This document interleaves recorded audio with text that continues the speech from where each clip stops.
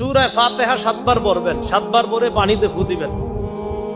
রাত 3টা বাজে আপনার বিবি হঠাৎ অসুস্থ, আপনার বিবি সন্তান সম্ভবা এই মুহূর্তে রাত 3টায় কোনো হুজুরে পাবেন না, ওনারা ঘুমায়, ইমাম সাহেব মুয়াজ্জিন সাহেব ঘুমায়। আপনার বাচ্চাটা রাত 3টা 4টার দিকে কান্নাকাটি শুরু করছে, তখন কোনো ইমাম সাহেব খতিব সাহেবকে পাবেন না, তারা ঘুমাচ্ছে। শীতকালে তো পাবেন না, কারণ শীতকালে ফজর হবে প্রায় 6টা বাজে গিয়ে। ওই মুহূর্তে আপনি ওখানে যাবেন না, যাওয়ার দরকারও নাই, কারণ তারা তখন ঘুমায়। বাস আপনি সূরা ফাতিহা 7 বার পড়েন, পানিতে ফু দেন, ইয়াকিন করেন সন্তানকে খাওয়ান, বিবিকে খাওয়ান। আল্লাহ তাআলার এই কোরআনের বদৌলতে রাসূলের হাদিস প্রমাণ করে ইয়াকিন থাকলে ওই রোগীকে আল্লাহ আরোগ্য দান করেন। একটা হাদিস শোনাই, মজার হাদিস, বিসমিল্লাহ। রাসূলুল্লাহ সাল্লাল্লাহু আলাইহি সাল্লামের নবীজির একদল সাহাবী এক জায়গায় গেছে যুদ্ধে, জিহাদে।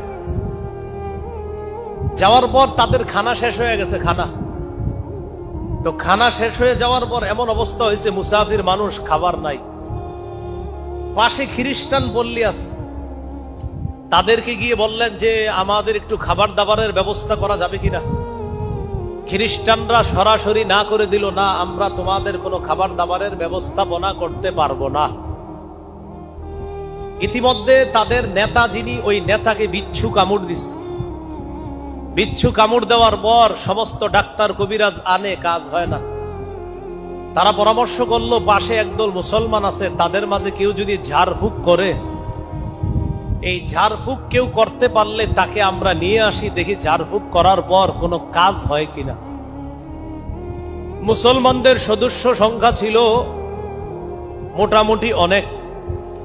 তো মুসলমানদের কাছে গেছে, যাওয়ার পর ওই যে যারা মুসলমানদেরকে খাবার দিতে চায় নাই, তাদের এক প্রতিনিধি দল মুসলমানদের আমির সাহেবের কাছে গিয়ে বলে, আফিকুম রাকিন, তোমাদের মাঝে কি ঝাড়ফুঁক করতে পারো, কেউ আসো? মুসলমানদের আমির সাহেব যিনি, তিনি বললেন, হ্যাঁ আসি তো, কেন?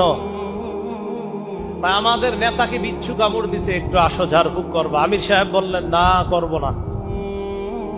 কি বললেন? করবো না। কেন?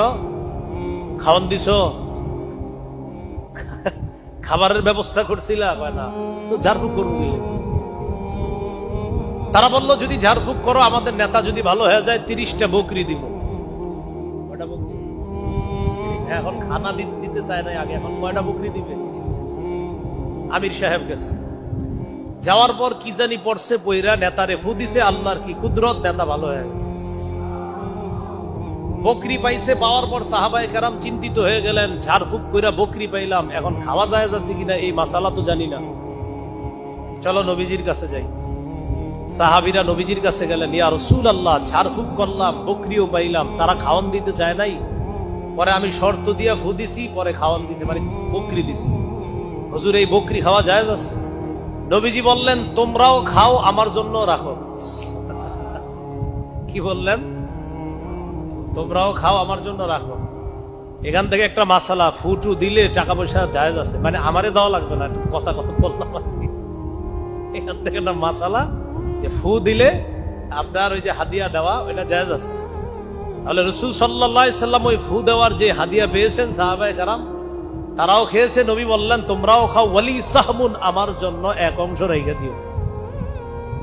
যাই হোক, তো নবীজি বললেন, সব ঠিক আছে, আচ্ছা তুমি কি বইরা ফু দিছো, ভালো হয়ে গেছে? তো বললেন, হুজুর, আপনি বলছেন সূরা ফাতিহা, এটাকে বলছেন শিফা।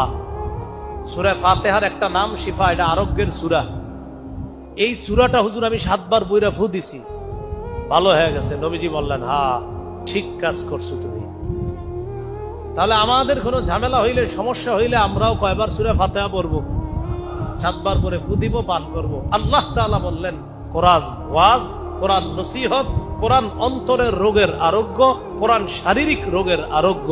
আল্লাহ আমাদের সকলকে এই কোরআন থেকে ঔষধ গ্রহণ করার তৌফিক দান।